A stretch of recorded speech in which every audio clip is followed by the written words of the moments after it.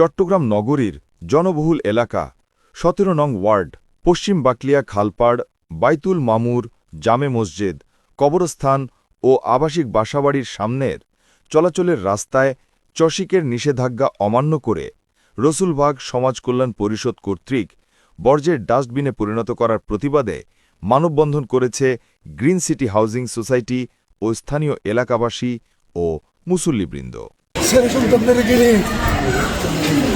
করতে পারি না, হাঁটতে পারি না, আমরা অনেক অসুবিধা আছে, অনেক যন্ত্রণা করতে আছি না।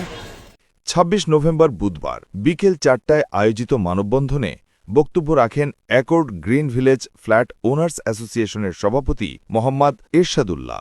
জনগণের চলাচলের রাস্তায়, ছাত্রছাত্রীদের চলাচলের রাস্তায় আজ ময়লা আবর্জনায় পরিপূর্ণ। আমরা হাঁটতে পারি না, চলতে পারি না। এই বর্জ্য ব্যবস্থাপনা সিটি কর্পোরেশনের একটি নাগরিক সেবা।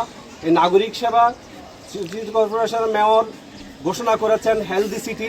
সেই হেলদি সিটি হিসেবে যে প্রকল্পটা উনি হাতে নিয়েছেন ডোর টু ডোর সার্ভিসের, এই ডোর টু ডোর সার্ভিস এখানে বাস্তবায়ন হতে দিচ্ছে না। আমরা চাই সেই ডোর টু ডোর সার্ভিস বাস্তবায়ন হোক এবং যেন আমরা এখানে কোনো ময়লা আবর্জনা না দেখি। আমাদের সুস্থভাবে বাঁচতে দিন, আমরা বাঁচতে চাই, বাচ্চাদের নিয়ে আমরা বাঁচতে চাই। আমাদের বাচ্চারা অসুস্থ হয়ে যাচ্ছে, আমরা চাই এর থেকে পরিত্রাণ। মানববন্ধনে উপস্থিত স্থানীয় বাসিন্দা, নারী ও শিশু শিক্ষার্থীরা বলেন, পাঠাবো এই যে কুকুরের উপদ্রব, এই যে নানান ধরনের সমস্যায় আমরা পড়িয়া হচ্ছি। আর ইদানিং তো দেখি যে আরো বেশি হয়েছে ময়লা, কারণ ময়লা নেয় না।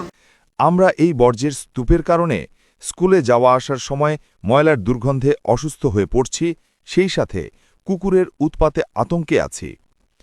আমরা সুস্থভাবে বাঁচতে চাই, আমাদের স্বাভাবিকভাবে বাঁচতে দিন। ৩০ টাকা করে বাড়তি নিয়ে ওইটাও পারতেছে না, ওরা কিন্তু ৭০ টাকা করে নিয়ে পুরোটাই কমপ্লিট করতেছে।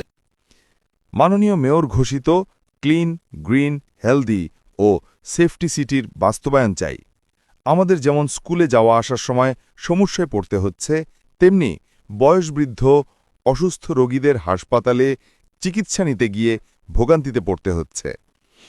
মুসল্লিদের মসজিদে নামাজ আদায় করতে যেতে অসুবিধা হচ্ছে। মসজিদ, কবরস্থানের পবিত্রতা নষ্ট করে এলাকার বাসিন্দাদের কষ্ট দিয়ে এইভাবে চলাচলের রাস্তায়, বাসাবাড়ির সামনে বর্জ্যের স্তূপে পরিণত করা সভ্য সমাজে কোনো বিবেকবান মানুষের কাজ হতে পারে না। আমরা এই সমস্যার সমাধান চাই, সেই সাথে এই অমানবিক কর্মকাণ্ডের সাথে জড়িতদের বিরুদ্ধে যথাযথ ব্যবস্থা নেয়ার জন্য চসিক মেয়র মহোদয় ও পরিবেশবাদীদের হস্তক্ষেপ কামনা করছে।